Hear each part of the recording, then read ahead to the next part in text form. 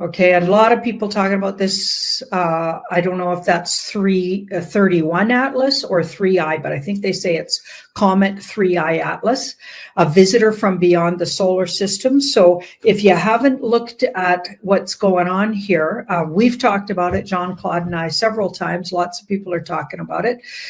Cliff High's talking about it. Carrie Cassidy's talking about it. Lots of people. It's apparently a craft. It's people are saying, and even the Pentagon says it's a craft, and it's not a comet. Okay, they thought it was a comet at first. They told us they thought it was a comet at first. I have suspicions they knew it was a craft all along, and that they knew this was coming. And it would have taken, they probably knew years ahead for this to come from, supposedly it comes from a whole nother galaxy. So that means they would have known years ahead. I feel like I've been picking up on something that the Alliance knew, that they couldn't change. So they saw it in the Project Looking Glass, and they couldn't change it. Remember that story? I feel like both the good guys and the bad guys saw it through Project Looking Glass, and this might be the thing they saw. Okay, and I feel like the bad guys were going to spin it as the bad aliens, the good guys, who knows what they were going to do with it, but I feel like everyone's going to try to manipulate it somehow for their own causes. Okay, so the thing itself, though, when I've read on it, it comes with a neutral energy. It comes with the card Justice as its intention, which means it's ready for anything. But it also, the warning in the cards was there's no way to know the intention of this energy, because it definitely didn't say it's coming for war. It wasn't like that. And it's not coming, in a way, there's a curiosity to it, but it's more observant, not curious, because curiosity, the word implies a sort of a childlike innocence somehow, that to me. So the word curiosity doesn't suit it to me. What I was picking up was more from a really detached place, kind of an observance of what's going on, but also with the Justice card, ready for anything to move in any direction. And in no way does it have any association with the way we understand emotions and feelings. So coming at it with a big, heart-opening, loving energy won't necessarily read that the way another creature or energy would read it. So I know that sounds weird, and some people didn't like that I said that, but I'm telling you, I think we need to be really careful and neutral and stay almost emptied out and just observant ourselves if we come in contact with this thing, and or when it actually comes close enough to Earth that it might have some effect on us. Anyway, so it's supposed to be coming and sitting somewhere behind our sun or parking behind the moon, and there's dispute about where it's going to park. And a big reason why they're saying it's a craft and not it's a being maybe or something, but it's not necessarily like just an inanimate object from space.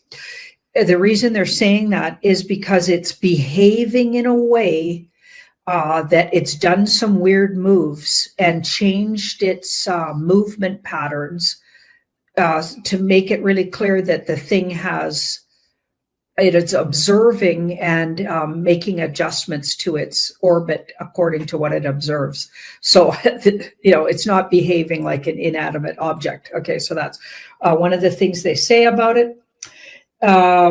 Let's see what was my question.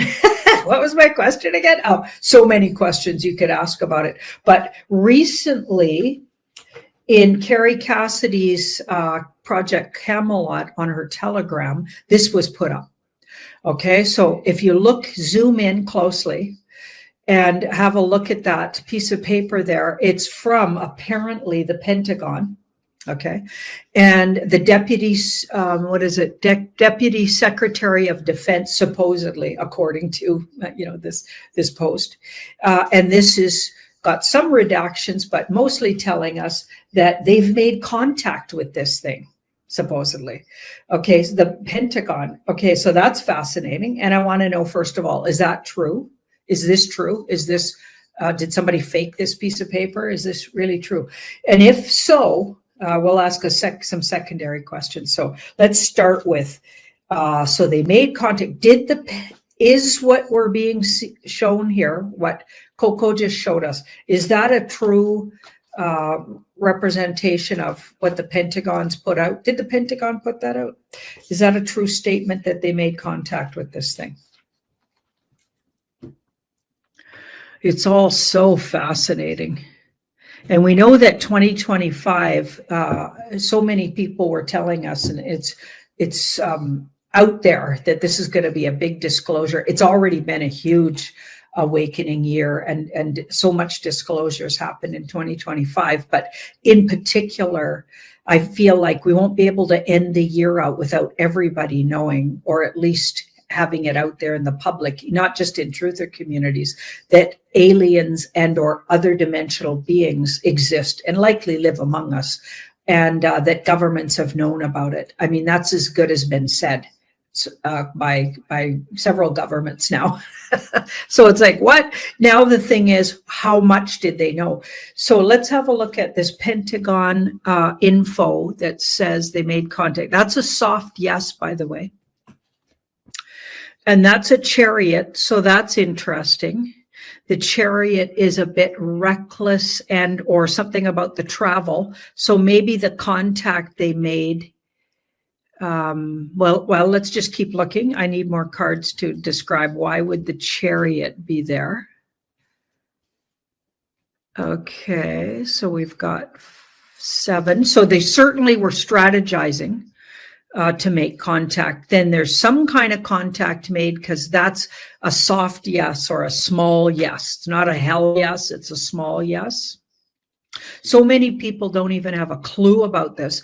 So friends and relatives, like, who have no idea, share this, share the memes around this, share any information if you can, if you're that sort of minded and you have a social media presence at all. I think it's important that people do know, because I feel like this is real. None of this looks like fake to me. These 2 cards are interesting because it looks like the public don't really know anything about it. And it's been really strategically put out there, where they likely knew, it looks like they knew about this long before. And that's going to be my next question. How long did the Alliance know about this? Okay, so there's some kind of contact, there's some kind of yes to, they've made contact, whoever they are. And then the chariot is interesting because it's about some kind of recklessness or some kind of taking a real risk. Maybe it was a real risk to make that contact. Maybe it was risky, or the energy. I don't know. I got to see what's underneath. That's boggling my mind there. Hang on. So we've got the Hanged Man is underneath. So contact, some kind of contact was made. And it took, oh, I see. Okay, so contact was made. And there's still, so there's some kind of connection was made, but it looks like they're still trying to decipher what it means. So they don't really, the message is not clear, but they feel like the thing was trying to contact or make them, give them a message. And the message might have been relayed through the movements, because this card can be about movements and travel. I feel like the way it moved after they put out there, hey, tell us who you are and what do you want. I feel like the movements of the craft was the way they decided it's making contact and answering our question. Maybe it didn't come through the airwaves, because I'm not seeing airwave cards here. So I don't think it came audio, and or any kind of physical, like, I guess it would have been a physical sign because it's in the movements of the craft. Does that make sense? So the movement that they got, when you look up in the sky and you feel like there's crafts above, Mark Atwood and I, when we were with the Truther Tour and we were traveling in a car for hours and hours and hours with this other wonderful couple, And we were traveling through the desert, I guess, so New Mexico. There was a few times where either Mark Atwood or myself or the other members in the car would feel like there was a craft above us. So we would stop, get out of the car and look up. And there was a few times when, and so Mark apparently does this a lot. He's a truther from the UK. Well, he's actually in Ireland. But anyway, he would look up and say, well, give us a sign, like blink at us, whatever. And sometimes they would, like you'd get actually movement, really erratic movement all of a sudden, or blinking. Okay, I feel like that's maybe what happened here. Okay, so there's contact made, but it's not literally like they're out there, speaking their language to these people in the Pentagon. So that's the way they're in, interpreting the movements of the craft as the contact. Okay. Now the Hanged Man, so they're still trying to figure out, well, what exactly is it saying to us with those movements? And that's going to take time. So they're still trying to figure that out. And I feel like with this card here, the Knight of Swords, they're definitely going to be anticipating the craft with the good military. And that doesn't mean they're going to be aggressive, but it does mean that they're going to be ready for anything, just like I felt like the craft was ready for anything. And boy, I hope this doesn't go sideways. Now, the next question I wanted to know, so that looks like it's true. What Carrie Cassidy put out there in that piece of paper looks like it's true. It's real. Okay, so now I want to know, how long did the Alliance know this thing was on the way? Because it takes years to travel the distance it's coming from.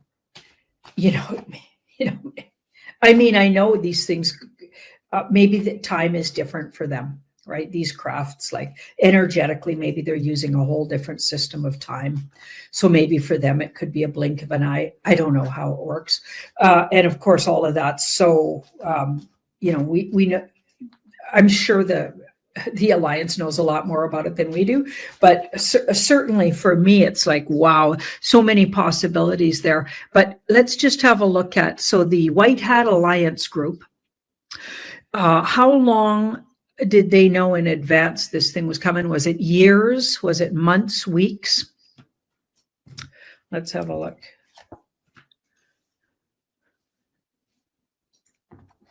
Wow. So they first heard about it through the information they sourced from the deep state dark cult. So when they first started investigating the deep state dark cult, they heard it secondhand. So they didn't directly know about it. They heard about it from records kept by the deep state dark cult. And, I thought that was true. I feel like Project Looking Glass was originally used by the bad guys, and then the good guys caught on to it and started using it or utilizing the information that it was giving the bad guys. Okay, so I feel like that makes sense. So now we've got the Knight of Pentacles there. And, we're not seeing, I'm not really, hang on here.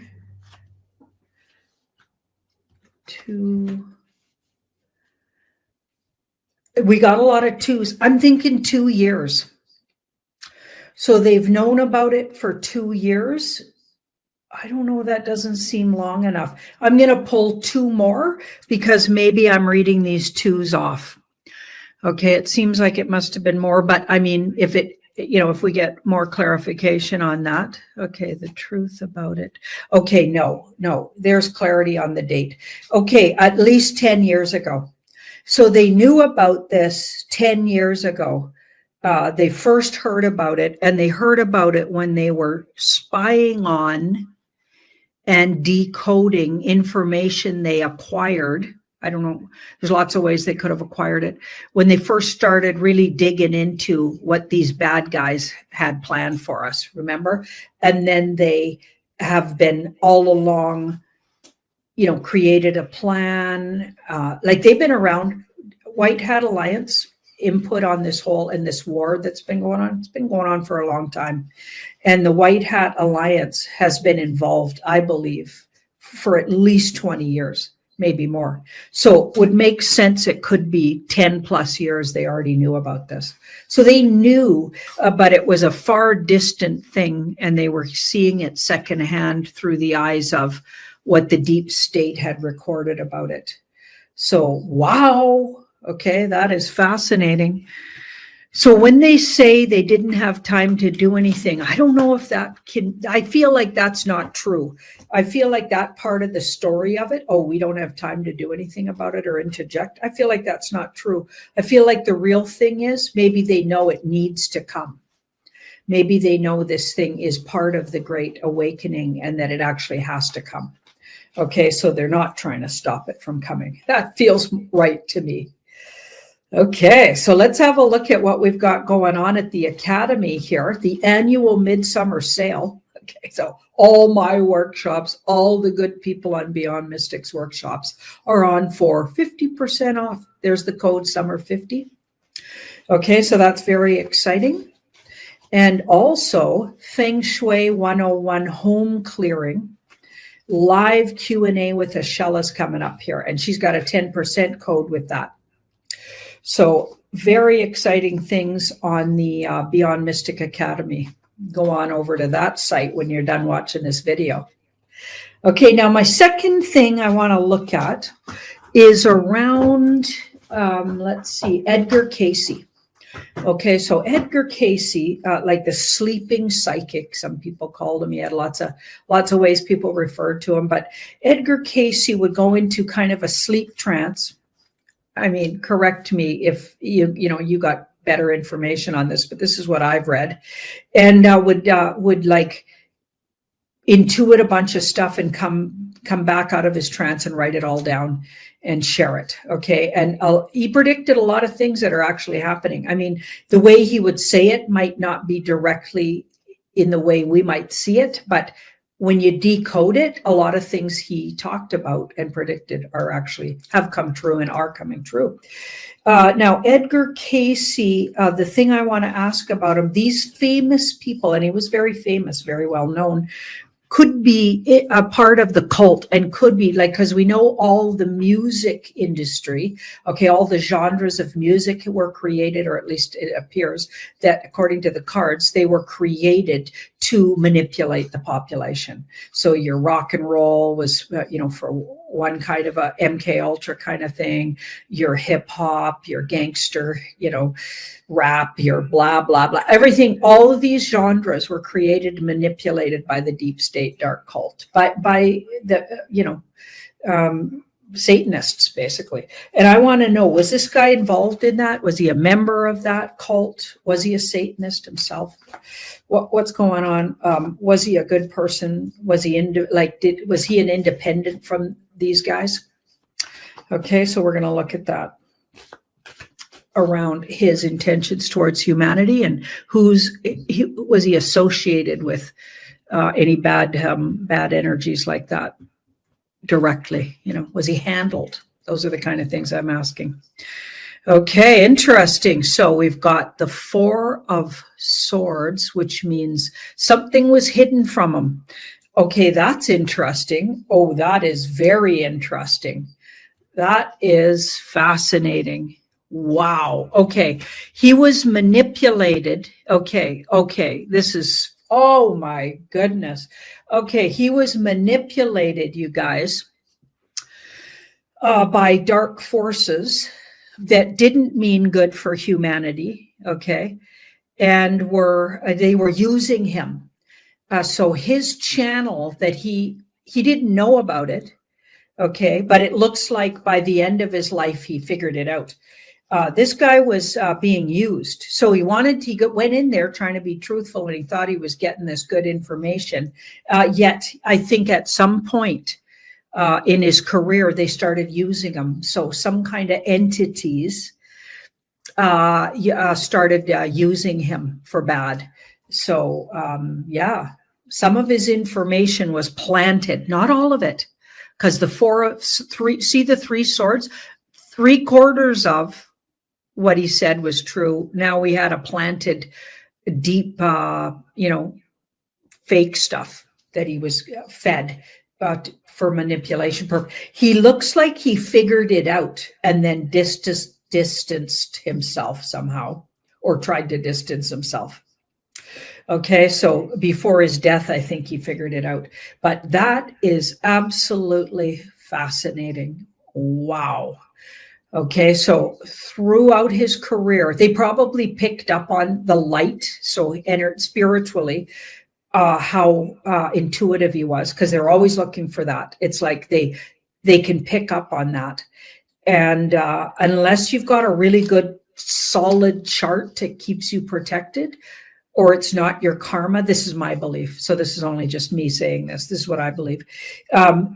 It's not your karmic lesson to be manipulated by them, then I don't think you will. But he looks like he was, but only part of his information was fed the bad stuff. Okay, and I bet you that does happen with these really famous people. That is absolutely fascinating. But it wasn't him doing it on purpose or being part of the cult, just to be clear. Thank you so much, everybody, for watching my video. Janine, as we start tonight, then let's maybe do one of those 40,000 foot pulls on perhaps the energies moving into next week. We've already finished. We're on day 7 here of August. Let's see what we have in store for next week. So far, there's a lot of rhetoric about subpoenas right now with those who the administration say were involved in the coup d'etat. You and I pulled on that last night, and it seems that that's going to lead somewhere. But I'm wondering how fast that's going to lead somewhere, or if we get some type of curveball maybe next week into brand new territories, speaking about something completely new. Some are suggesting that perhaps August 8th and moving forward. I think Joni Patry was mentioning this on her YouTube channel as well. She's a Vedic astrologer. She's talking about something big happening in the financial system. So let's do a poll here, moving us out to between now and August 14 or so. What are the energies pushing towards? Okay, so this might be representing us. It feels like it's us. And this is what's developing. Okay, that would, I think the focus is on finance. So something financial needs to, I feel like they have all of these things planned and there's timing for all of them. And something financial's the next big thing that we can expect. We've been, it's kind of been hinted at or laid out somehow, if we're watching carefully. Right, because this card says it's actually been made clear, but I mean, I don't think it's been made clear to the general population because they haven't a clue. They're clueless with that fool in the middle. But I think this audience, we're clearer than the regular folks on what's likely coming, and it does look financial. Now, this is interesting, the Queen of Cups. A lot of people could feel a little bit distracted this weekend and emotional. That could have something to do with the full moon. I don't know, that other astrological things in play, but this card can feel a little sorry for itself. And there's a little bit of, feeling a little focused. She's overly focused on an emotional process. That's why her cup is so fancy here. When every other cup in the deck is really simple, her cups are really ornate. And the fact that she's focusing on it and there's no boundary between her and the incoming tide tells us that she can be overwhelmed by her feelings. Okay, so I feel like we need to be careful we don't get caught up in this, like where we're feeling all like eyes on the prize, eyes on the big picture, because we can get really, she's overly focused on things that aren't happening and not enough on what could be happening. Okay, so I guess more detachment if you really want to be on your game, and less emotional response to the past, because she looks backwards into the past and what hasn't happened yet, because this card's looking into the future, and there's newness coming in the financial. That's what's on the horizon. And the Fool is the regular folks who don't seem to have a clue what's really going on at all.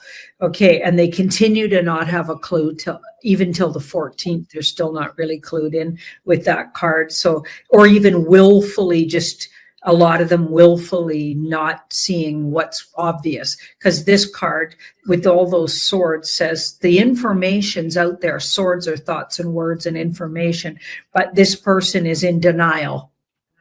Okay, so maybe things are clearer by the 14th about really what's going on, including in the financial, but just in the world.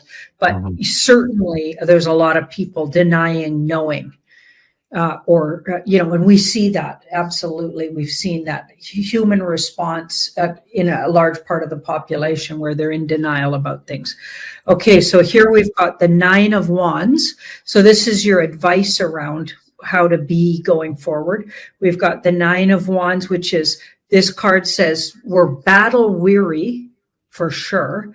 Okay, but we've still got the fight in us. So we have to kind of rally. Okay, because I feel like August could be feisty, and we could have some things that are this is a setbacks card. This is a like feeling like we're being attacked card. Maybe we need to be really leery of attacks. I had a cranial sacral treatment by somebody here on the island who's not only really dear to me, but also a really good healer. And that woman said they pulled a big knife out of my back spiritually. And could explain like some of the things, like I was really sick last month and almost lost my voice and just had a really rough health month, and knees and joints all hurting. And now I'm really feeling a lot better and on the other side of that. But part of that might have been psychic and spiritual, like attacks, right? So that I feel like be aware and extra protection. So as soon as that happened, I smudged the whole house and did all my rituals around protection. So that might be really important in this month. But there's another money card moving in, and this is a PSYOP card. So like, we're not going to fully have disclosure about the money system, but I do feel like we get a lot closer to understanding this community, what's coming and what's been a PSYOP. And I also feel like we move out of the time where things are really confusing with Trump and the White Hat Alliance, and I'm thinking of him as the brand. Yeah. Okay. Maybe not him personally, but the brand of it, because they're using his brand, but they're being very confusing, where he's saying things out of character, or so it appears. And he's saying this and then totally flip-flopping over here. It's like the most confusing last 2 months ever for everybody. Okay. And I feel like we're going to get a little more stable. We're going to stabilize by the 14th, 15th, where things are less confusing with what they're doing. Well, he's got people up in arms again here today, calling the Epstein list and story total BS. I'll play the clip later. So again, it's one more 180 reversal. I think we're at number 5 or number 6 now, and everybody's like, okay, clearly the guy's not stupid. He's acting for something. There's a plan, or there's a method to his madness. We're going to try to decode that a little bit later.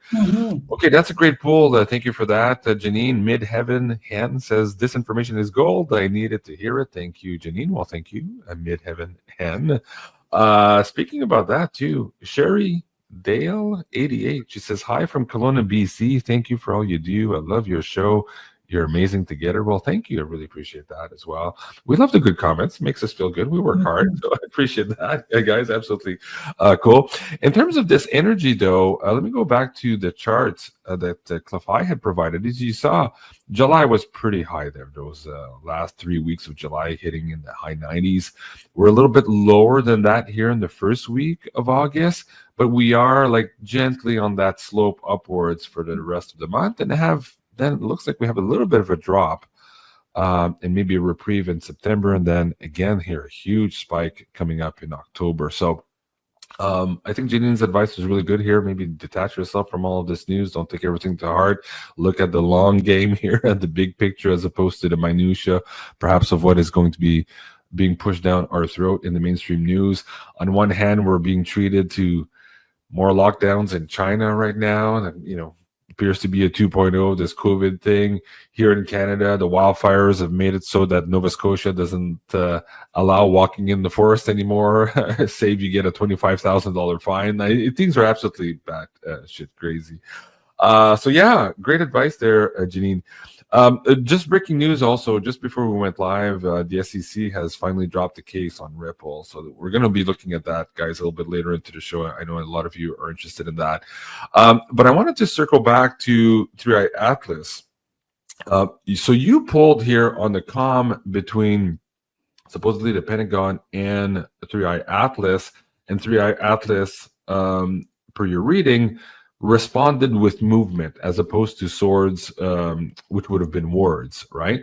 So information or audio. Right. Okay.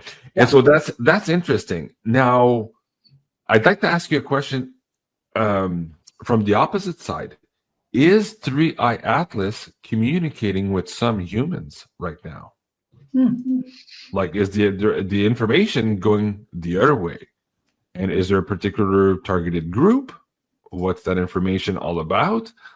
Because in Cliff-High's data, he put out something the other day on Substack and on his Twitter. He suggests that we were close here, perhaps weeks away from groups of people on the planet saying that suddenly they are channeling whatever entities are on 3i Atlas. So it appears that we're on the verge of hearing that in our social media. So I'm curious to know if 3i Atlas is in fact communicating with some of us here on the planet. Janine. Wow. Well, this is them and how if they are communicating. So them and if they are. So it does look like they are with that ace here. Okay, if the ace was in the middle, this would be us believing they are, but not necessarily being true. Okay, and I just want to remind people that the layout of the cards is even more important than what cards you're seeing. I got some flack on my earlier shows today because people saw two sort of no cards in a reading and were like, why did you say, yes, that was true to it? Because the no cards were down the middle. Okay. What it appears to be. Right.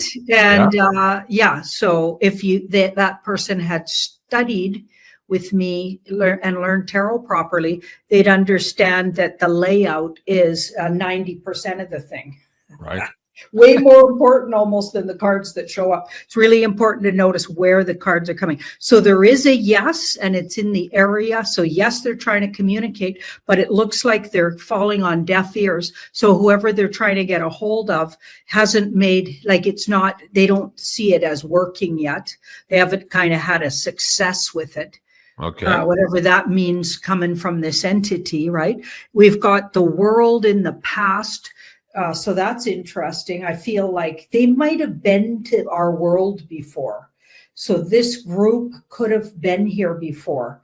And possibly they're communicating with maybe way behind in the way they're trying to approach. Maybe in this first visit, they had a way that they figured out how to communicate, but this visit could be, who knows, hundreds or thousands of years later. And I feel like they're not quite, this card's not, they're not quite getting how to get the word across or get their intention across, but they're trying to communicate. So that's interesting what Cliff was getting. We've got the devil in the middle. So if just regular folks are hearing, they're questioning, did I really get that right? Like, or did I, like, so it's falling on deaf ears in a way that people are questioning it and not really believing that really happened. However, they're trying to get their communication across. People are questioning and they're bedeviled by, wow, I had this weird whatever. And it felt like I was being contacted, but I must be crazy or, yeah, right. So they've not quite hit on the right group or people that are getting, this is what's happening. Okay. Now, here do you have a nature as to what that message or what 3i Atlas is trying to communicate? Is it good? Is it bad? Is it trying to? Well, that might have to be a whole other layout. Okay. Keep going with the bottom row there. Well, I feel like coming, so this is what happens. This is how it how does it go forward, like in the coming days and weeks? And they will have success. So that's interesting. And they might even have some help or who they do have success with. Here's a better way to say it. Who they have success with is people that are, or entities that are here that might be hybrided and or connected to otherworldly groups, so they just haven't hit on the right energies here. But they might have more of a off-world DNA type, for example, maybe the negative blood types also, or more connection in a past life to other ET races, like that. Okay. Okay. Now, okay, well, do clarifiers then. Is this good or bad, this calm that's coming from them? I just want to talk about this last one. Sure. This is coming. So when they do hit it right, I feel like some of the groups they actually have the breakthrough with could even be associated with the White Hat Alliance or the Good Military Alliance. And so that might be a good thing, because they'd know what to do with it, maybe. Although a lot of people are suggesting inside those circles that the military right now is not equipped to even have this conversation because they're not woo enough. I guess they're still part of that grit paradigm, and they don't understand consciousness and how to really communicate with this thing yet, and that the military is grasping with that very fact right now. So I thought that's interesting. Unless it's alliance related or connected to the alliance, that would be good then, but it would be bad if it was just regular kind of maybe. Right. Okay, so the intention of the calm behind 3i Atlas towards this group, is it good? Is it bad? Is it good for humanity? Is it bad for humanity? Is it neutral? Like, what's the point? Oh boy. Okay. Whoa. So yeah, those are interesting. Yeah. Confusing, and it could create confusion. Mm-hmm. Okay, this is a fear-based card, and this is a shocking revelation. So they may communicate something shocking. Okay, and I'm going to pull two more. Okay. That will be confusing or create fear. So something shocking that's confusing will create fear.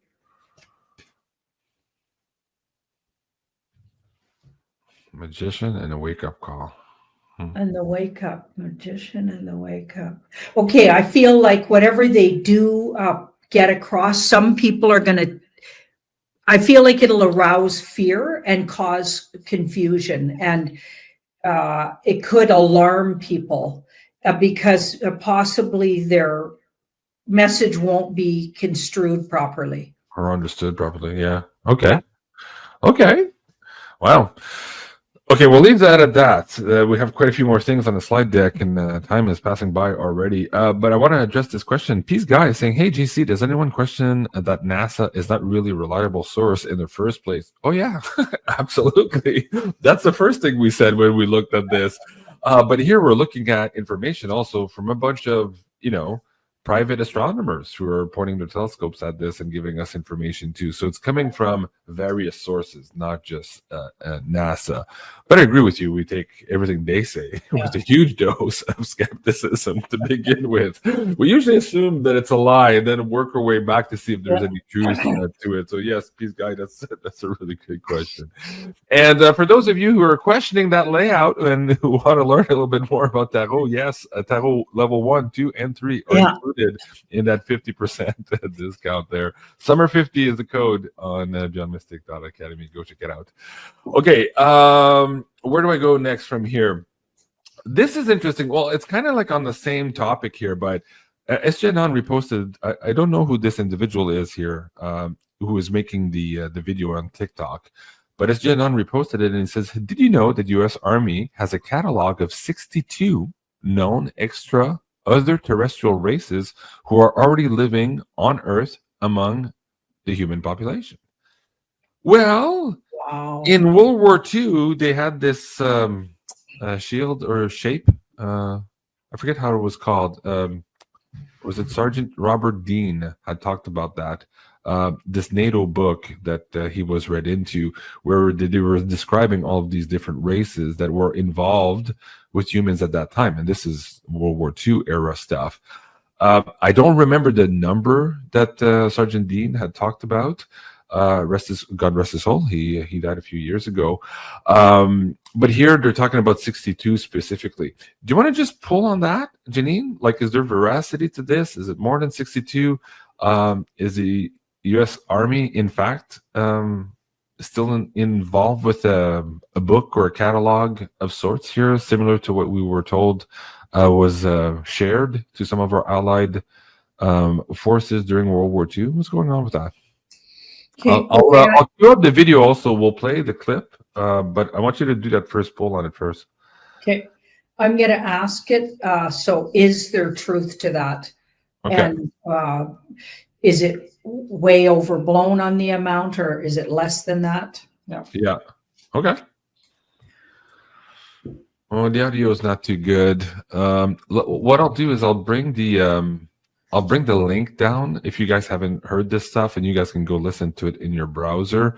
But we'll just rely on the poll for now from Janine. Like, is there veracity to this? U.S. Army officials knowing about these races that are currently living, and this is a quote here, already living on Earth amongst the human population.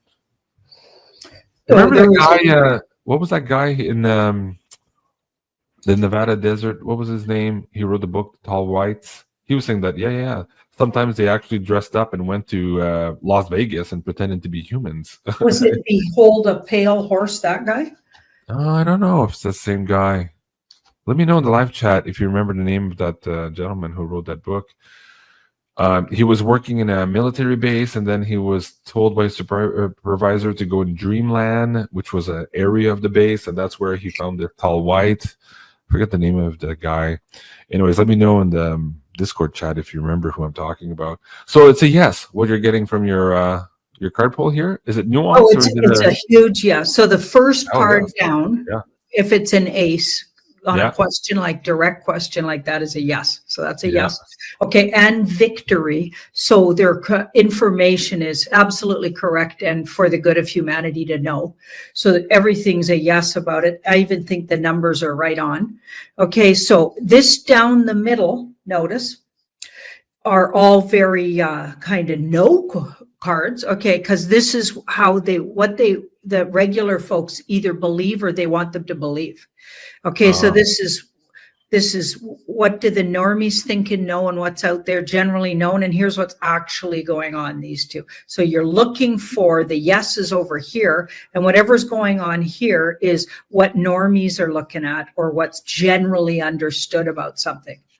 So in these kind of questions that we're asking, that's how I lay it out. So there's absolutely yes, and then more information about it on the whole thing, looking at the question. But in the past, they've absolutely only told us little bits, completely lied, and now they're telling us little bits. This is where we're at now. This was in the past. This is where we're at now. And the moon card is in the near future. So there's still gonna be some gaslighting and cover-ups and lies about it going forward. We're gonna really have to do our due diligence getting the information out there, because it's still going to take people quite a while. And I feel like it's because of fear, or they just don't want to know all of this, especially the part about they've been living among us for years. I think they walk the Pentagon. There's a lot of reports of that. I think they're probably some of our news anchors. I think they're probably some actors. And when they have the Oscar awards, they give themselves trophies, not for the best actors, but for the best ETs pretending to be humans on screen. So I truly believe they're walking among us. A lot of people were trying. They said Bob Lazar, yes. No, it wasn't him. Clifford Stone, no, not him either. I just found it. It's actually Charles Hall. And the book was called Walking with Tall Whites. This guy had a fascinating story too. I wish I could have interviewed him. Anyways, check it out. Walking with Tall Whites. And he's the guy that said, yeah. They want to be like humans, and they look like they look off. But if they disguise themselves, they wear hoodies and hats and big glasses and makeup, they could go to Vegas on the strip and party on the weekend and we wouldn't notice, type of thing, or words to that effect. I remember an interview of him explaining that. So anyways, fascinating stuff. Yeah, Dreamland was the area he was working in Nevada. Oh, there you go. Somebody had the answer. Charles James Hall is the guy with the tall whites. There you go. Jay Glaze 21. Yes. Hey, Jay Glaze 21. You're the winner.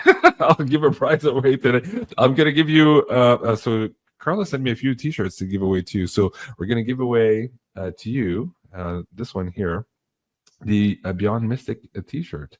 So if you want to send me an email, go to beyondmystic.net, just fill out the tech support form there, and I'll get your information to Carla, and she can send you out this new design here of the Beyond Mystic t-shirt. And guys, if you're interested in that, go to ascensionorganites.com.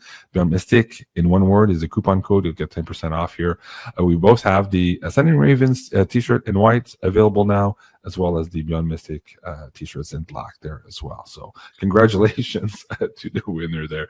And don't worry, we have more prizes for you moving on tonight. Okay, next up. So I'm reluctant to get to it, but this whole thing again about Trump doing another reversal on this. Again, he was at, okay, so was it Monday? Yeah, Monday, you and I reported on some of the news that was suggesting that J.D. Vance, Tulsi Gabbard, and a few other people were going to meet to discuss how to plan to bring out the information on Epstein or something like that. And everybody was like, what? Why do you have to have a meeting about having a meeting about having a meeting about having a meeting about this information? Just put out the list already. We'll be done. And so now reporters were asking Trump this today, whether or not Vance had had that meeting and whether they had discussed on how they were going to roll out that information. So let me change slide decks. We're going to parse those words carefully to hear Mr. Trump again. But not too kind to the subject matter, even though just a couple of days ago he was saying, oh, yeah, we're going to, let this all come out. And now suddenly he's not saying he's not going to let it come out, but he's being very disparaging about the information itself, suggesting that it's all total bullshit. Let's hear it. Vice President Vance hosting a gathering this evening to talk about how to respond to the Epstein situation?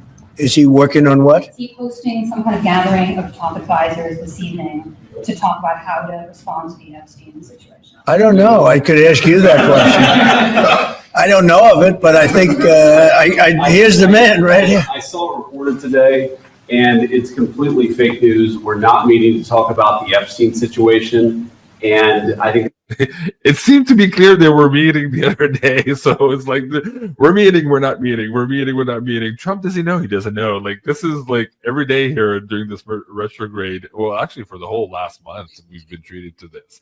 But let's hear the end of what Trump says here. the reporter who reported it needs to get better sources. Look, the whole thing is a hoax. It's put out by the Democrats because we've had the most successful 6 months in the history of our country. And that's just a way of trying to divert attention to something that's total bullshit. Okay? Yeah. Couldn't he mean what's total bullshit is the report that they were meeting? Maybe, but I don't think so, because he said that this whole Epstein thing file and list was a hoax before. I think he's addressing the list here. And again, it's not new, this list, just because they've had a good 6 months. And I agree, Trump's accomplished a lot in the last 6 months. And anything the Democrats could do to distract from that and not admit that Trump is doing a good job on a lot of his promises, yeah, that would be par for the course, in D.C. But to say that the Epstein list and the whole affair is fake and that we shouldn't even be talking about it, that's what, for a lot of people and for some of our viewers, is a bridge too far. So I don't even know how to ask you a question on this one here today.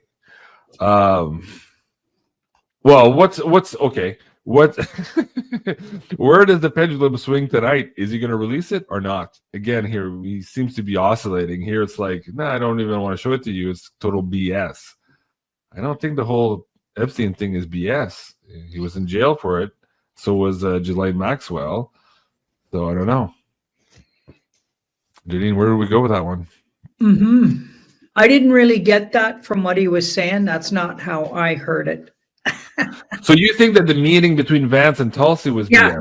I think they put out a fake news report. Oh, that could be too. But we can listen to that again. He's saying, but no, this is put out by the Democrats. He's not talking about the meetings because he's said this now for the last 3 weeks. This whole Epstein list is put out by the Democrats. He said Yeah, that he many didn't times now. say this whole Epstein list was put out. That wasn't. No, but clearly he's said. saying it so often that that's what I'm guessing he's referring Okay. to.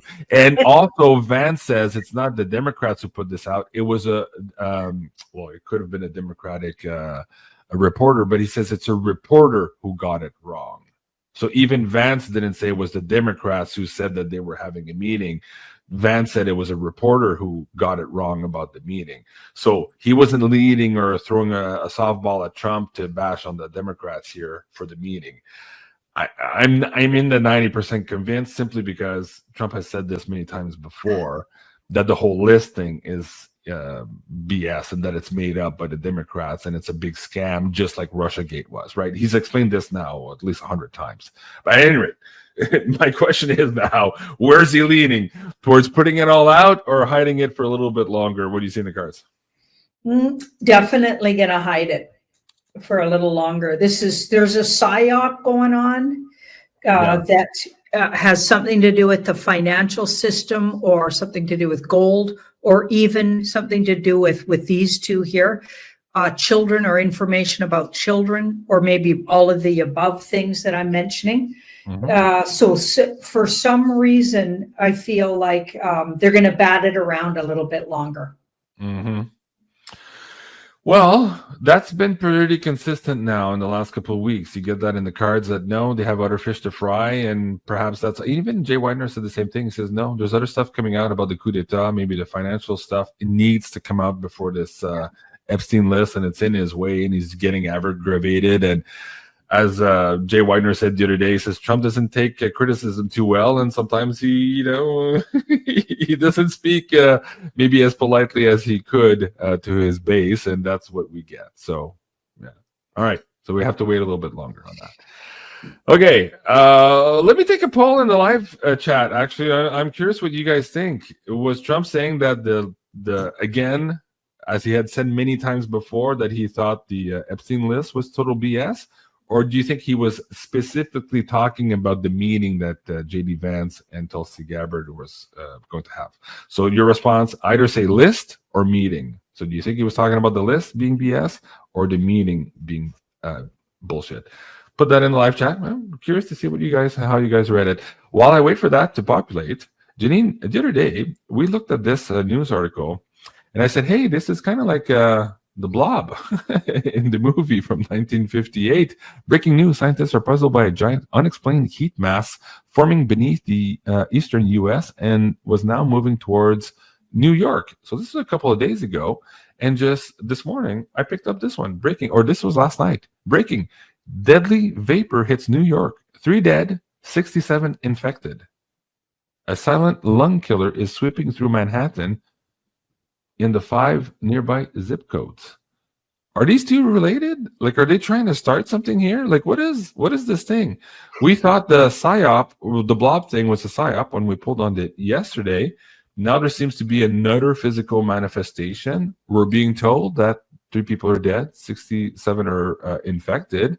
Again, we're being told by the mainstream news. So what's going on? A continuation of that same PSYOP? Or is this something completely unrelated, Janine, coming up? So when they say infected, like with what? I don't know. Oh, they said respiratory thing. Hold on. What did they say? A silent lung killer. Whatever that is. Okay, it sounds like a B movie, but Oh yeah. Well, that's what I said. Like that whole thing going. I said, oh, it looks like the Blob. Like that was the B movie in the 50s. Yeah. So a continuation of that same Blob story, or a different angle, or some new phenomena altogether. Again, trying to start something. What do you see? Magician card in there? Like, what's going on? Oh, we got an ace here. Okay, so it's a sword ace. So definitely something air related. So maybe some of the pictures of, it's not a fire ace. So that heat blob part, I would say these two aren't related. Whatever we saw there looked like it was airborne, and it was like vapor style. Mhm. Okay, but we'll look under this to see if it's deadly or whatever. So there was something, and I mean, they could put something was in the air and creating that steam look to it, right? Okay, so we've got, well, okay, that's interesting. We got the Queen of Wands there in the past, the 2. We want to know, is it deadly? We got the 10 of Wands in the near future. 2, and this is a health card. This is interesting because it's a pretty healthy card. Okay, but there's a 2 of Swords underneath. So I feel like it could get people feeling unwell. So something was put out there. Yeah, something was put out there, maybe just to create the story. I don't know. But see the 2 of Swords, maybe you get 2 days of illness. Like, so it could, but I don't get anything to, like, I don't think it killed 3 people, and I don't think these people are being infected with anything. This card takes all the heat off how bad it was. That's goes around, comes around. They recover within 2. That could be days. That could be hours or days. But my question was, is this a continuation of the blob kind of scam? What's going on? Like, clearly now you're saying some people are getting sick for 2 days, whatever. But is this a movie thing? Is this contrived? Is this a natural event? Or are they trying to poison people, but it's been mitigated somehow? What's going on? I wonder if we've got 2 different variations of things and they're lacing them together. Yeah. Okay, this is a really unique kind of card that something's created that's a really unique phenomenon, maybe. Yeah. Okay, and then here we've got, so like, I don't think the 2 are connected, put it that way. Okay. We've got the King of Wands, but I do feel like somehow the White Hat Alliance is doing it. I don't know, when you got a card like that and the 4 of Wands. Okay. I don't know why they're doing it. Yeah, everybody in the chat are saying, hey, do you remember the movie The Mist? Yeah. That's Stephen King. I think it was a Stephen King novel. I wonder if they're trying to emulate something the deep state had planned. Oh. So are they doing that like what's happening in Canada, where they're showing you how they'll, like an example of how the government might try to lock you down with climate issues. So in Nova Scotia, they're going to, certain parts of the forested areas you can't go into, okay, because either they're hiding people starting fires or going to blame fires started on the people going into the forest. So the reason is forest fires, there's a high potential for them. So you can't go in the forest, but there's a whole bunch of areas that are forested that aren't blocked off, but then others that are. Kind of like in a restaurant when the pandemic was happening, you could go in, but you had to wear your mask. But as soon as you were standing up, you had your mask, but you can sit down take without. off. Yeah. So it feels like we might be treated to some creative way. They're trying to out a plan by the deep state. Yeah. I love this meme. When all you want to do is go hiking in Nova Scotia. Of course, this is Rambo First Blood. Sylvester Stallone being harassed by the cop there. Anyways, I thought that was a good meme. Yeah, crazy stuff happening in Nova Scotia. We're saying, yeah, that is total bullshit. If Trump said that, we would all agree. Yes, that is total bullshit. Yeah. Okay, so this other piece with Trump, too, on Operation Warp Speed. Again, got a lot of people scratching their heads today. What is he talking about? So first of all, let me share this one. This post here, this was on Zero Hedge. Most Americans reject the fall COVID shot. Don't trust the CDC or FDA on vaccine safety. No wonder, right? Okay, people are waking up. I thought that was interesting. But in light of that, like the masses waking up to this, Trump is still talking about Warp Speed, the operation, as if it was one of the most incredible things ever done to this country. So let's listen to what he says here, and we'll come back and ask some questions. You were the driving force behind Operation Warp Speed, these mRNA vaccines that are the gold standard. Right. Now your health secretary is pulling back all the funding for research. He's saying that the risks outweigh the benefits, which puts him at odds with Research the on entire what? medical community and with you. What is going on? Research on what? Into mRNA vaccines. Well, we're going to look at that. We're talking about it, and they're doing a very good job. And, you know, that is pass. With Operation Warp Speed was, whether you're Republican or Democrat, considered one of the most incredible things ever done in this country.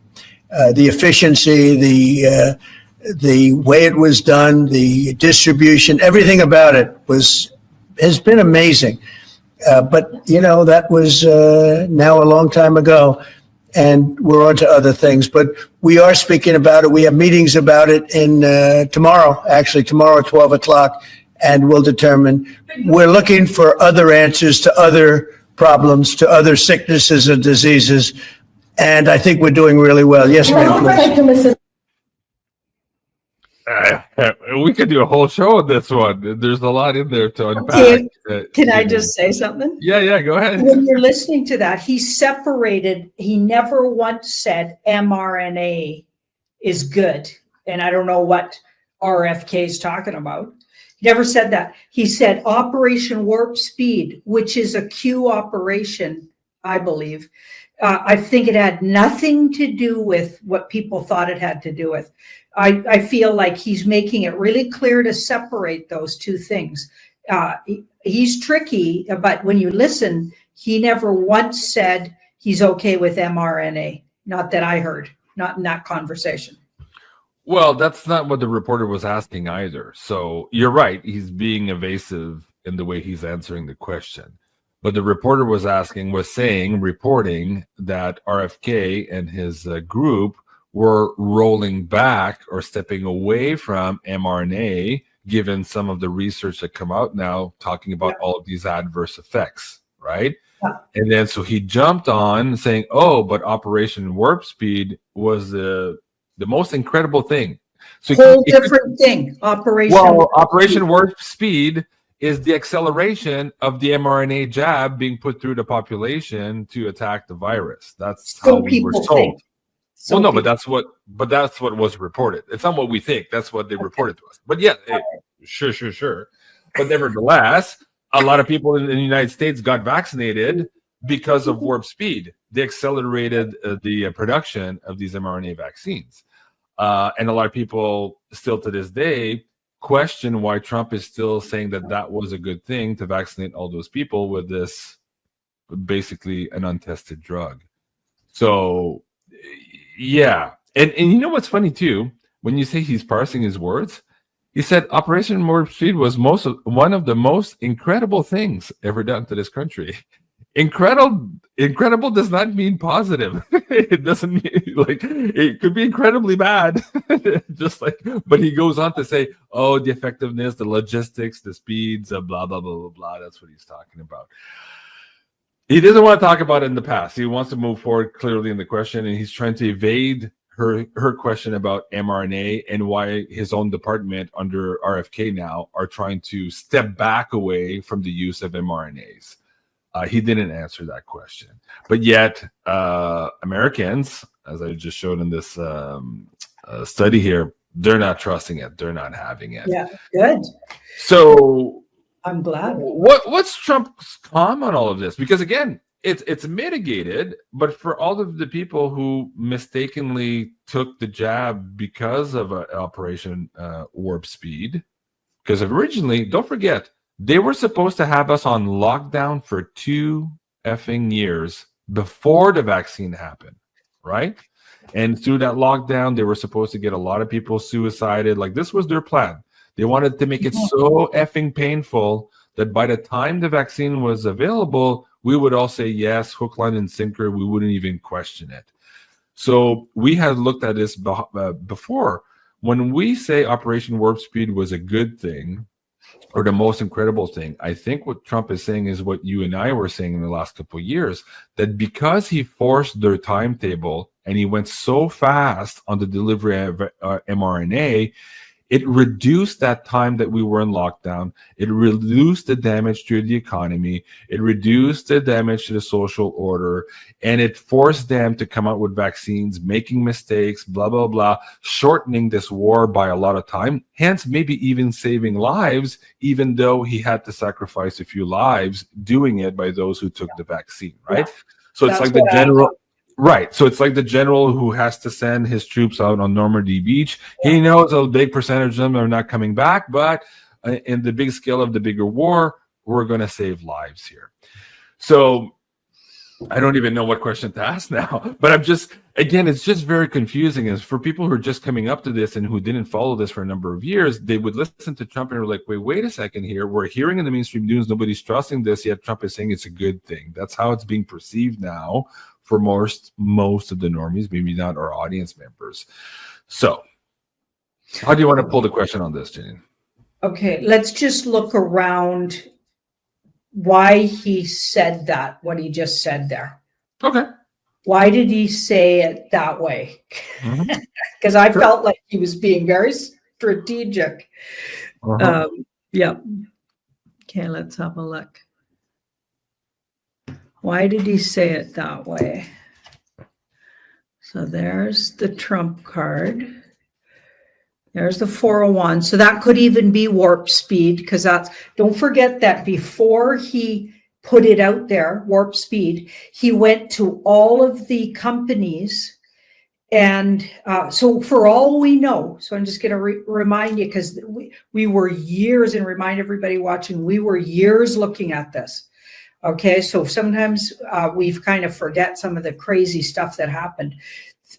He went to all the big pharmacy companies. Okay, could he have brought the information that, listen, you better shut down?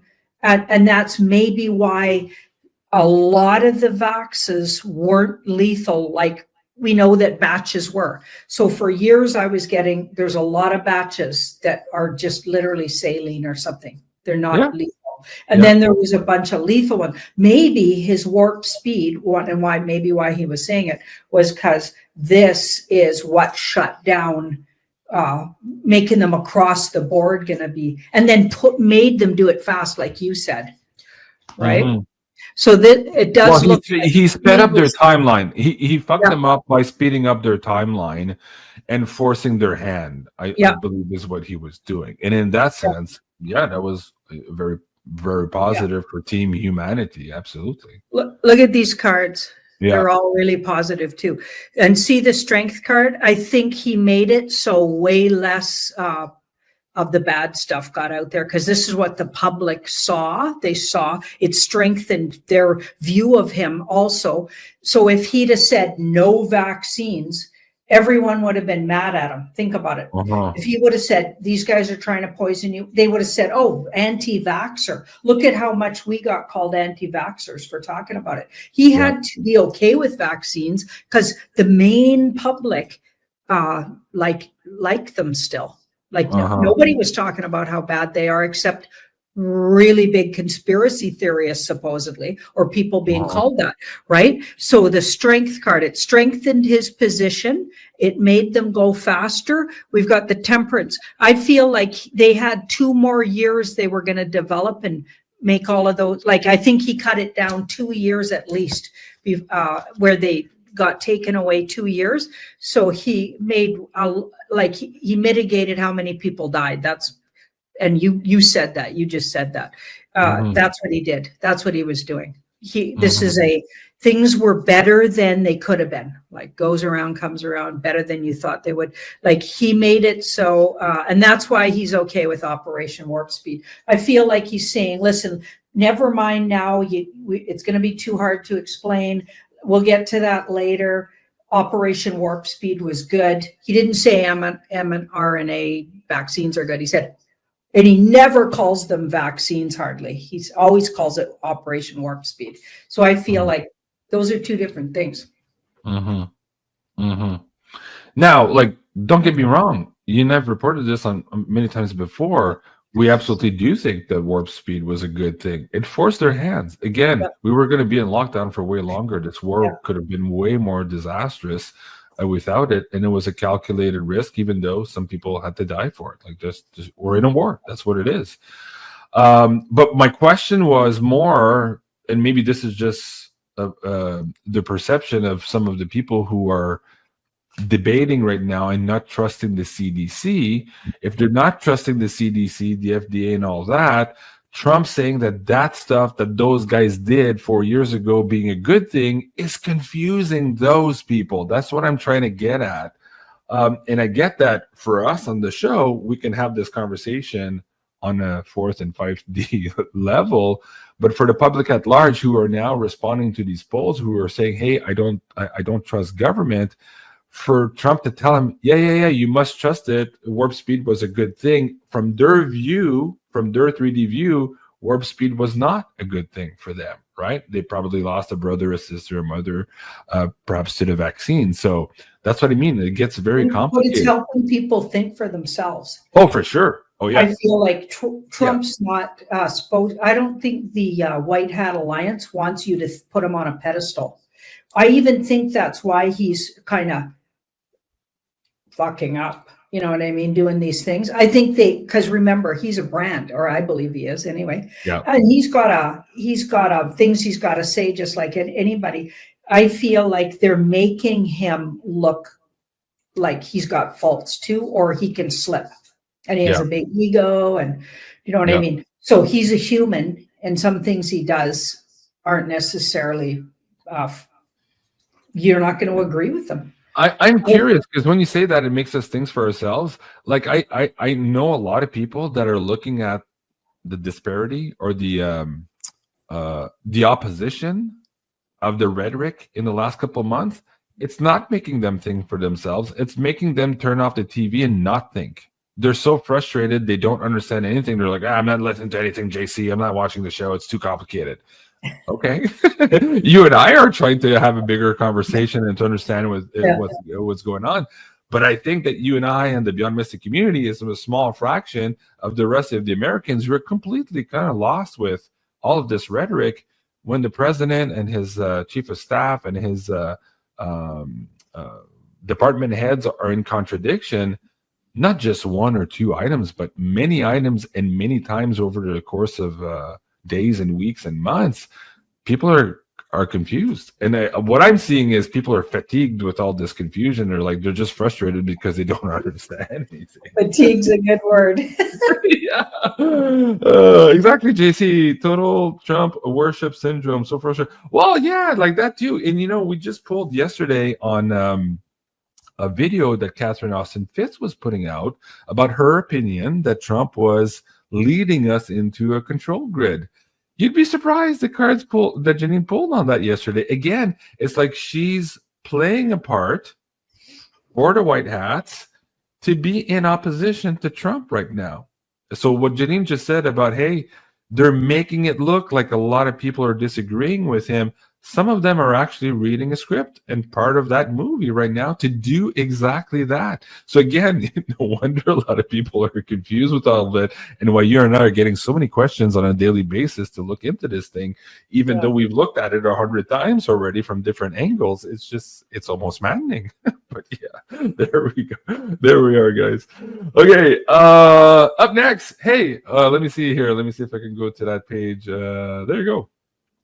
With us tonight, I have a special guest joining us this evening. It's the one and only Ashala. You can find her work, of course, on Beyond Mystic consultation page, and you can find her also now on the Academy page with her brand new Feng Shui home and land clearing live Q&A coming up here. Ashala, welcome back to the show. How are you? Oh, Ashala, I can't hear you. You're muted on your side. Ashala, you're muted. Hello. Yeah, I'm here.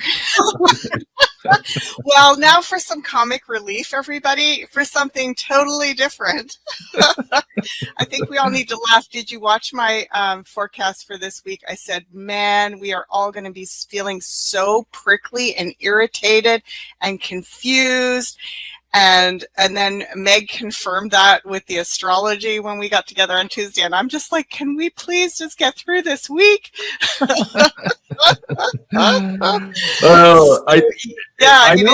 It's just maddening, isn't it? It's like all of this confusing information and we're all feeling on pins and needles in a way, right? Absolutely. This comment in the chat is surprising to me because they're saying, JC, you're overthinking the Trump brand. Let him be the brand. No, I'm not thinking the Trump brand. Janine and I get 100 questions a day on what Trump's is doing, and they're asking Yeah. us to look at this so that they Yeah. can understand it. And Yeah. by the same time, we're having an adult conversation about it. So, and also, I hate this idea that we're overthinking it, because right now, one key thing in this crazy, crazy world is we need to be very vigilant. That's about everybody, every politician. I don't care who you are. We have to be vigilant right now. We're in the crux of this war, and just stepping back and using that old line of trust the plan, whatever, that doesn't go well with me. Doesn't go with anybody on the screen. Us, or we have to be vigilant right now. So yeah. Well, haven't you noticed often that when there's a lot of this chaos, that it does, like Janine, you're both saying the same thing. You know, it does force us to like keep looking. It's almost like something else is about to be revealed, right? And that's what you're seeing too, Janine, that there's more. You know, I saw the same thing about finances and gold and silver. Like there's just, it's almost like there's another big reveal, and they're just coming on the heels of each other so fast we can barely keep up with it all. So it's almost like it's trying to keep us on our toes, awake, thinking, but we also need to step away, right? We also need to like actually ground into our own lives, into our own bodies, into our own homes. And so that's what I want to share with all of you, and why I care about this right now. Why I think, okay, what difference does it make? You got a red light hanging in your front door. Like, well, maybe that does mean something. Oh my gosh. Well, I'm totally with you in this crazy, crazy world. Every one of us needs the sanctuary.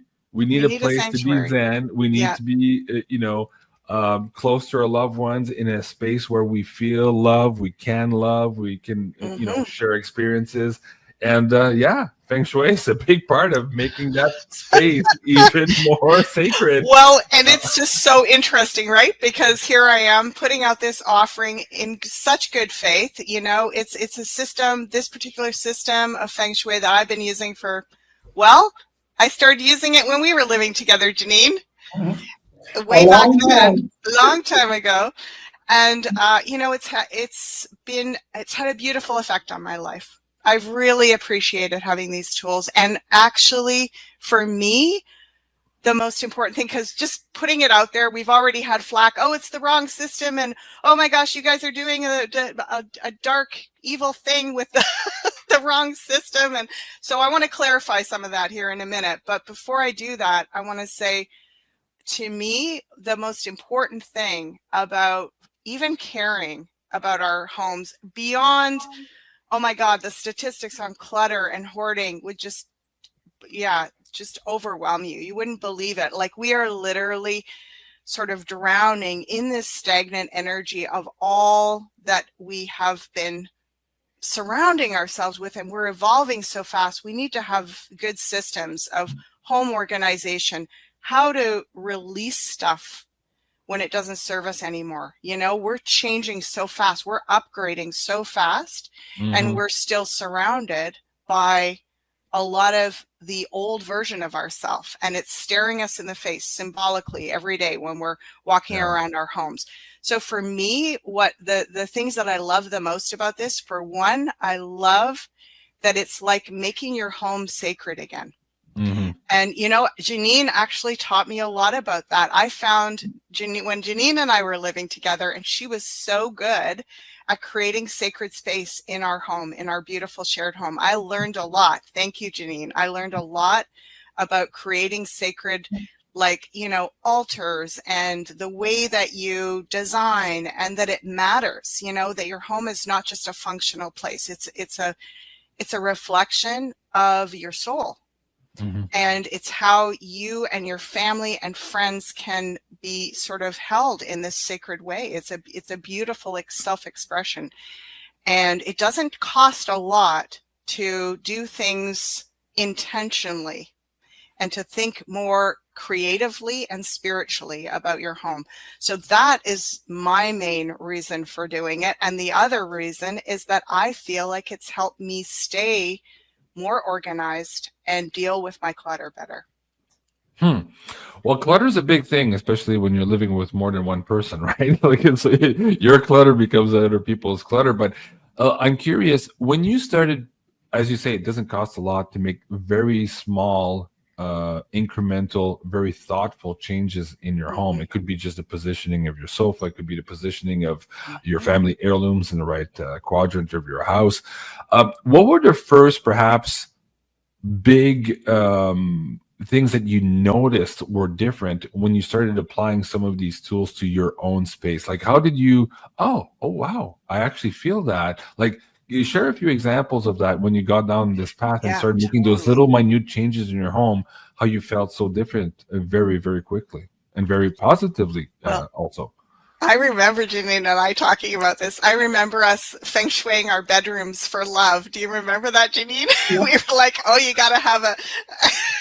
It seemed to work pretty good for you, I think. Was that when you guys had the sex swing on the ceiling? No, nothing it's like about that. having... Sorry, that was the wrong house. Loud. Sorry. That would be so silly. Well, I ended up meeting one of my soulmates. Yeah, because it was I about had to having... clear up energy with him, and having my beautiful son Cache with this fellow. Yeah. And we're really good friends still, but not haven't been together as a couple for a really long time. But yeah, soon found out. I soon found out. Okay, that was in a past life. Okay, we're done whatever we were learning there. But absolutely, never regretted that. But shortly after I did change around my room, and Michelle and I were looking into feng shui. Yeah, I met Cache's dad, and then had Cache a couple of years Right? later. Yeah, so that was one example. That was one example of, an instant what we were focusing on and putting energy towards, we noticed it.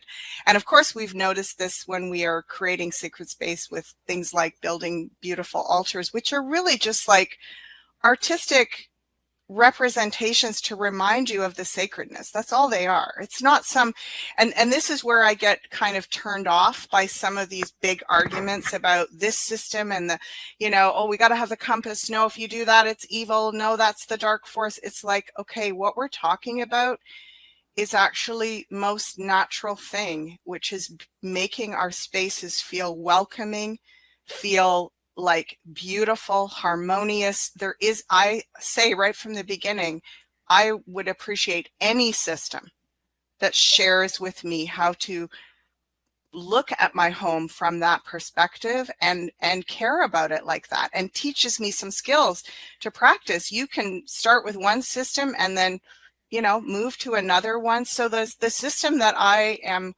working with, that I did develop my little business with like 23 years ago or whatever.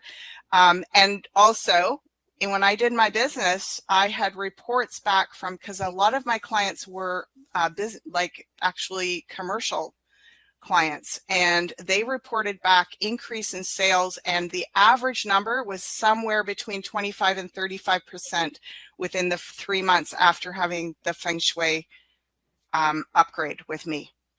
So, wow. Right? So that was like a real reflection for me. I've noticed when I go in and work on an area of my home, I've moved quite a bit, so I'm always kind of redecorating and redoing things. But I've noticed that when I go in and work on an area, I will see something in that percentage of an upgrade. And especially, obviously, when I work in my wealth and prosperity area of my home, I literally have watched it where the next day I go look and I've got all these orders. I've got, like it's that fast. It's that immediate. That's fascinating. I love it. Okay. I want to give away at least one tip, something we could give away tonight. Like, what would be an example? Let's talk about the finance corner, because right now that's big on everybody's mind. With inflation right now, credit card debts through the roof, mortgage being repossessed, everybody's freaked out about what's happening, and you could tell people are very trepidatious about spending money right now. We just don't know how this transition is going to happen. So, bringing more abundance in our life, dude, that's a good thing right now. Okay, so what would be an example of something you can change? What quadrant or bagua or whatever corner of the house are you talking about? And what would be one little change that people could do with almost little cost to making that change, Ashella? Lovely. Thanks, Jean-Claude. So this is where we get into the conflict between the different systems, between the three-door system and the Compass School.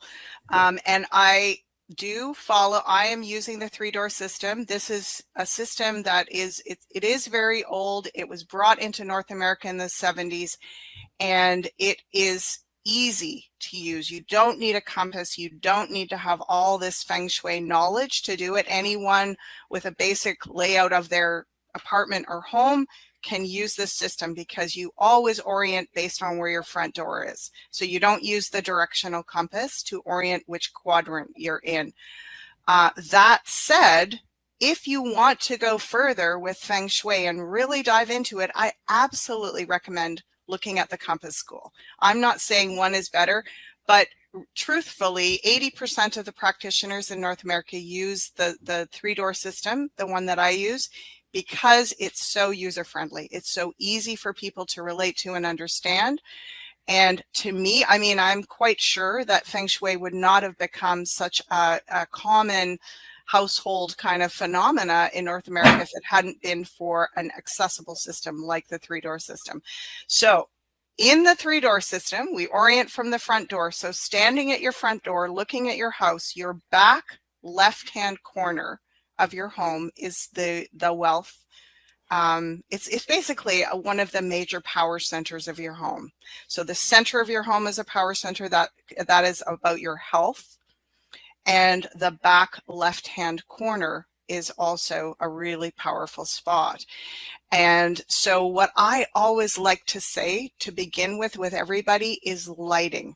That's when I did commercial consultations for feng shui. Lighting was the first thing. It was probably the major upgrade that make the most difference for people. So if that, obviously clutter, you don't want clutter. You don't want dead things. You don't want broken things. You don't want your trash cans. If your trash cans are there, well, you want to make it feel like it's the Royal Palace trash cans, right? You want to make it feel like they're, this is, I say, if it's your laundry room, make it feel like a spa oasis in your laundry room, because it's your power and wealth corner.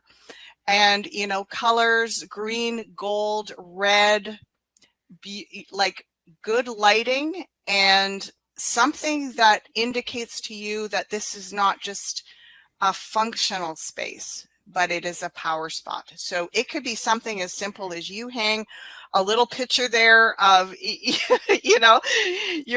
put a framed bill of your first, the first money you earned, or maybe a piece of your silver or gold framed up there or something. You're just putting something there so that when you walk by, or when you walk in and out, if that's a closet or whatever it is, you're going to be reminded, this is powerful. This is a spot in my home. People hang up those affirmations. It's like giving yourself a subconscious affirmation that is in that spot to remind you of that. Fascinating. I love it. Do you want to do one for the love corner as well? Sure, why not? Okay, why not? I'm going to give away the whole course, but let's get no. There's lots in there. And by the way, if you struggle with clutter, the whole first module of this course is about supporting you and getting some systems on how to work with clutter. And I literally have a formula for working with it. And people have used it and they've loved it. They've said, oh, I was so, overwhelmed. I didn't know where to start. And your formula really helped me. So, very good. So yeah, the whole first module is all about, because you want to kind of start with a blank slate, right? You don't want to, that's one thing we do say in feng shui. You don't want to put a whole bunch of energy and lights and color and hang crystals in an area that's really cluttered and congested, because you're actually amplifying that. So the first thing is going to be about, more or less coming to more of a blank slate and organizing yourself. And then what I've noticed is once you do that, and then you lay the feng shui, design over top of that, it actually helps it stay clear. That is one of the things that's shocked me over the years. I'm like, And I've asked people that I've helped, and they said, yeah, it like, I don't know why when I moved that thing to this area instead of over there, it stayed clear. I didn't get cluttered anymore. So those kind of interesting little phenomena, right? So yes, the relationship area, same thing. You're standing at your front door. Now you're going to look to the far right-hand side of your house. So looking in your front door, you're going to go to the far right-hand corner, and the whole thing is divided up into 9 segments. So generally speaking, that far right-hand area is where your relationship corner or energy is the strongest. So it's interesting, right? People say, I don't know why I can't get a relationship. You go over there and they have like, I don't know, a whole bunch of prickly cactus there, or right? So, or they have pictures of single people, right? So you're thinking about something that's going to remind you about the love and relationships, and just to prioritize that. It isn't, you don't have to have hearts all over the wall or anything, but just something that symbolically represents that for you. And they say if you put things in pairs in that corner, instead of just having one of something, so if you've got plants in that corner, you want it maybe in pairs. And if your bedroom is in that corner, well, Janine and I, there's whole cures around how to work with the bedroom for feng shui, but so you would put 2 sex wings? You're incorrigible tonight. Janine, what are we going to do with him? He's in Aries. There's nothing to do about it. It's a good thing I got my moon in Aries. I can really roll with that. Yeah. Anyway, I love you guys. a side table on either side of your bed. The idea is that you don't want to have like your bed pushed up against it. If you want love in your life, you want to have accessibility on both sides of your bed, so it is welcoming for 2 people, not just one. Right. So little things like that. It's the most subtle little things, but it's, and again, if we, get into all of this semantics about this school and that school, and, oh gosh, if you're, 10 degrees off, maybe everything's going to go wrong. I really just I don't feel that superstitious attached to these systems. I feel like so much of it is heart-based. I go in with the intention of love and upgrading. Yeah. And I don't go in fearful that I'm going to do something wrong and I'm going to be punished and spirit's going to be like punishing me. I go in and say, wow, I want to make this space feel so beautiful and alive and representative of me and where I'm evolving to, and right. welcoming to my loved ones. So it's not, I don't really focus on the superstition. And I also really encourage people to use their own instincts, like, apply some of these suggestions, see how it feels, use your own sense. And of course, you can also dowse on it, which we learned in the pendulum dowsing course. Right. Let me bring up the course description for the audience members here too, who are thinking about this. First of all, guys, it's $33. You have 10% off right now with the coupon code, and there's a lot of information there too. And there's a Q&A session coming up live also, so that you can log into that and take part in that Q&A. Ask your questions, maybe show some pictures of your house layouts, the things you want to do too. So Coco is probably going to help manage that particular Q&A as well. So let's talk about what you're going to learn in here. Break this down for the audience members here, Ashala. I can't see it. Well, there you go. There we go. Okay. Foundational principles of modern feng shui. That's pretty straightforward. How to use this Bagua map. It sounds really strange, but it's basically the template that shows you the 9 segments, and it just describes what goes in what area, basically. Not even so much what goes in that area, but what is that area about. And then you as I was saying earlier, you consider that to be the sacred zone in your home where you're going to remember that. So if it's children and creativity, for example, you're going to honor something to do with either your inner child, your creative self. You're going to maybe stay away from certain things in that area that kind of bring you down and don't make you feel creative, right? And if you've got something in that area already that is quite a downer, you know, there's ways that you can uplift it. Really easy, simple little cures. So yeah, practical, low-cost feng shui cures to shift the energy fast, how to spot and clear stagnant, harmful energies from your home and land. So this is kind of like the next level of, we did the dowsing level one, we did the dowsing rods, and this is going into, now we're looking at your home, and you can extend this sort of Bagua map all the way out to the outer edges of your property as well. So it's really like cool. you are literally, you know, with your intentions and with these small adjustments, and of course, a lot of clearing of your clutter, you are creating that sacred space in your whole area, your home and your land. Yeah. I'm excited for a lot of members about decluttering. I think everybody needs that. But this one caught my eye. What's the spiritual significance of the 2025 wood snake? The spiritual significance is shedding skins. This is the year of letting go of the old. So this is what I've been saying, you know, we are going through such massive transformation. We're evolving, we're up leveling, we're ascending, upgrading so fast. And yet we're still surrounded by the stuff that we had, you know, 10, 15, 20, 30 years ago, whatever. You know, if you haven't moved stuff around or haven't cleaned things out, you're in that energetic all the time.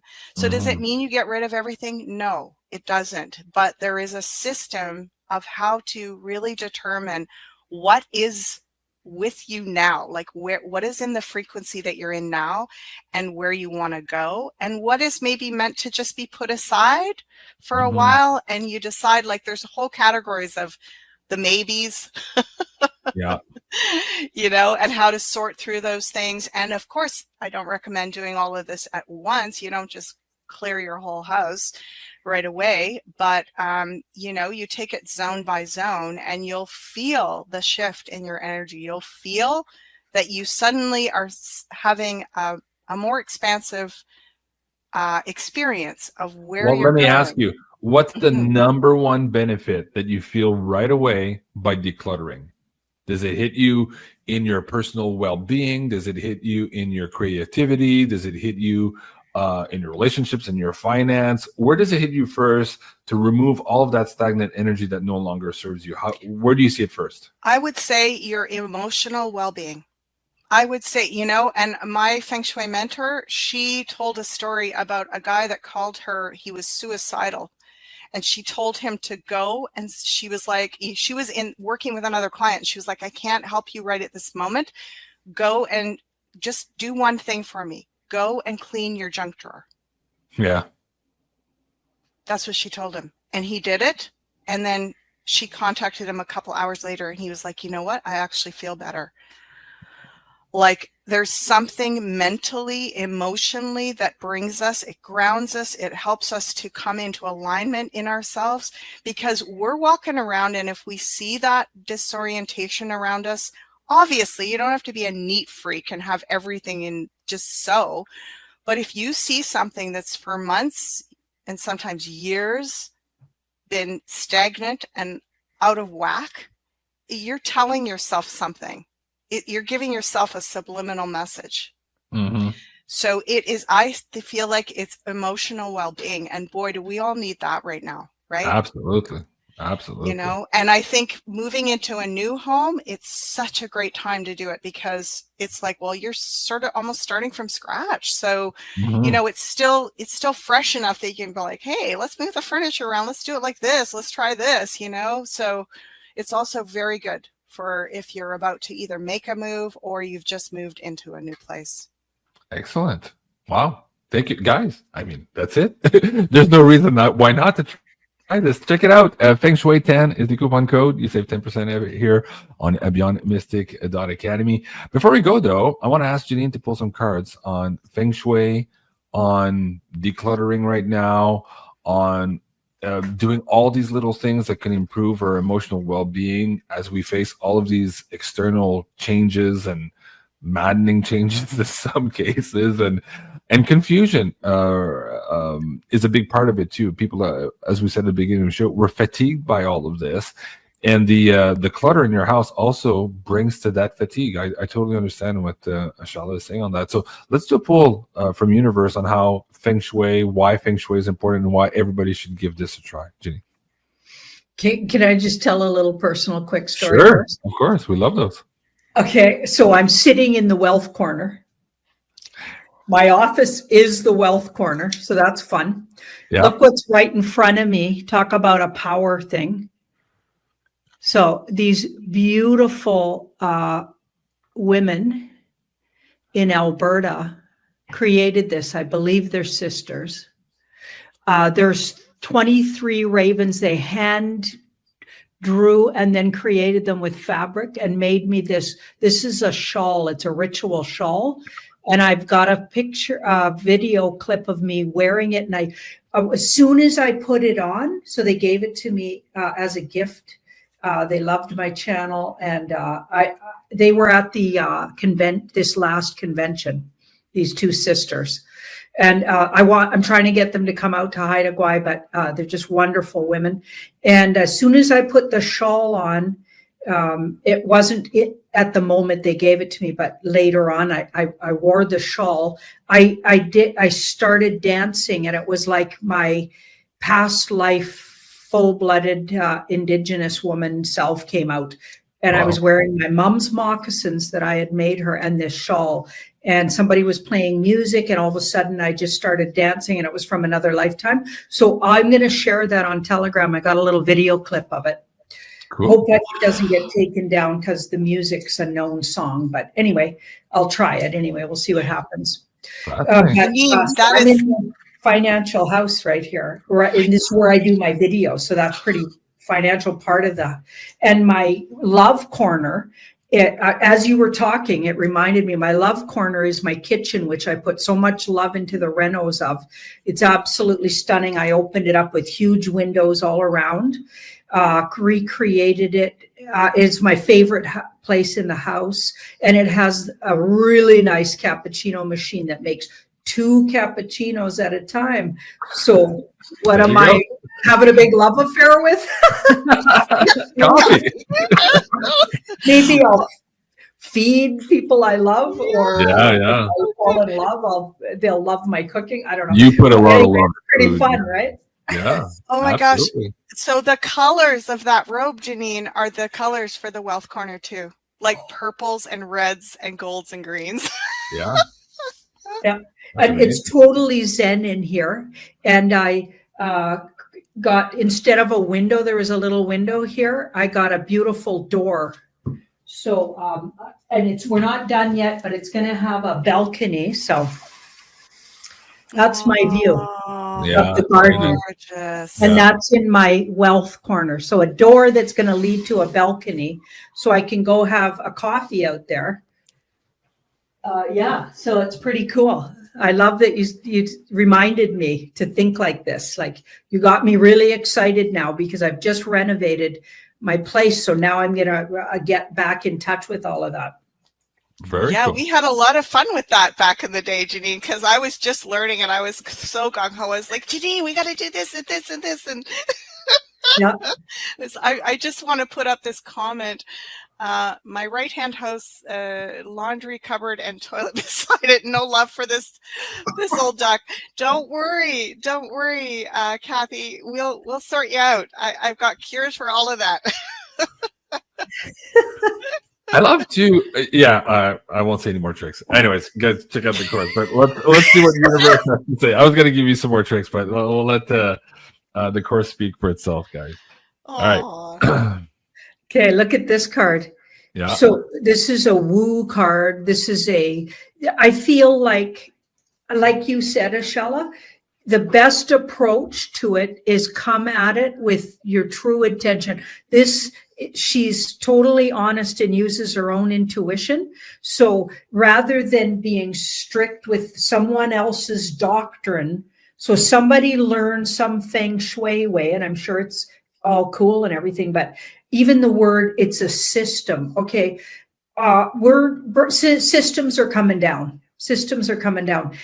You need to listen and understand, okay, somebody decided this is a good way to set up your house, and then feel intuitively if that's how it feels right for you, because your medicine bag is different than other people's. Okay, so when I was studying native medicine, everybody had a medicine bag. We created our medicine bag as we went with medicines, so things, even if it was a rock that spoke to you, a certain plant was going to work a certain way, but it's not going to work.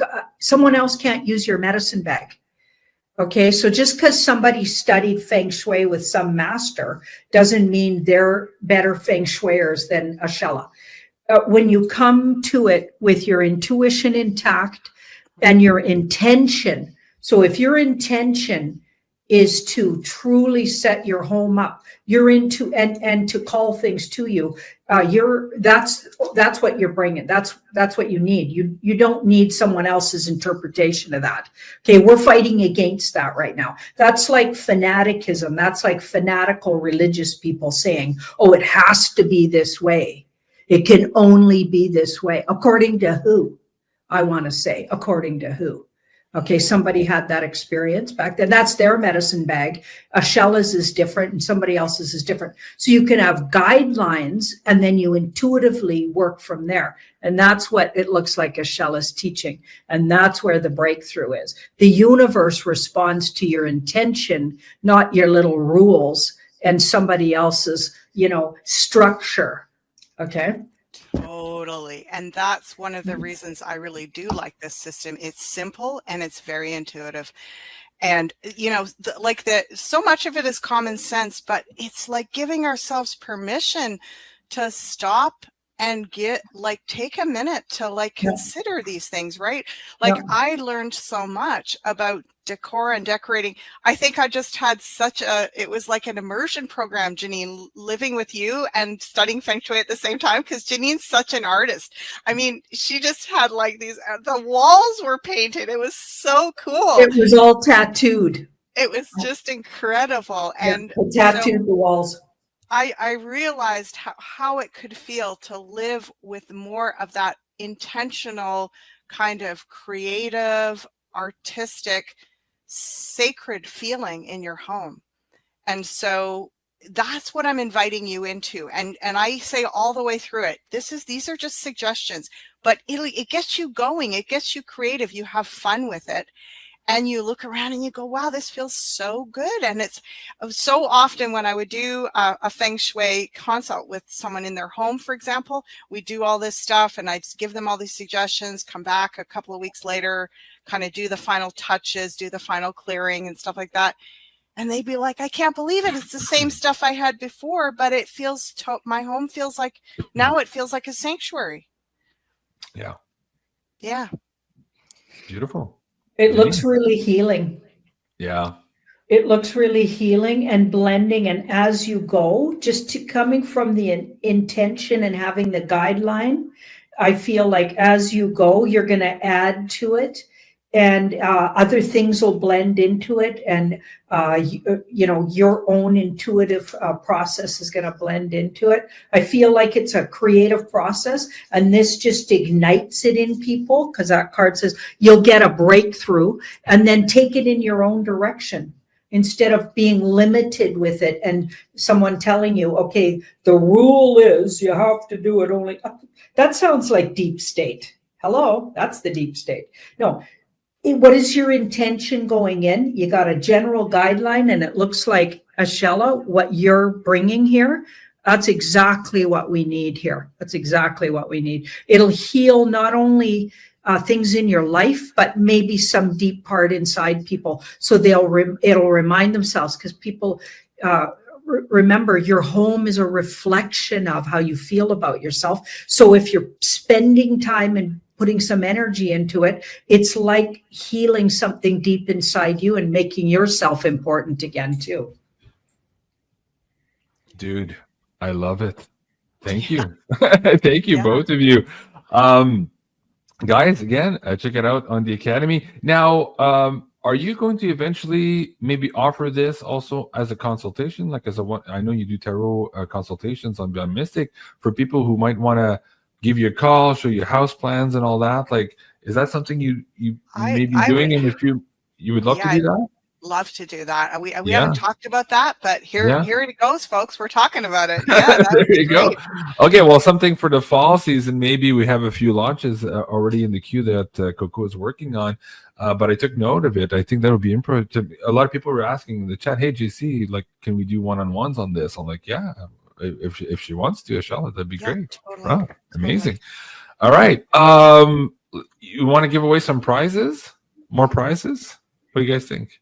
Yes. Yeah. All right. So I have another. We'll do the Sending Ravens.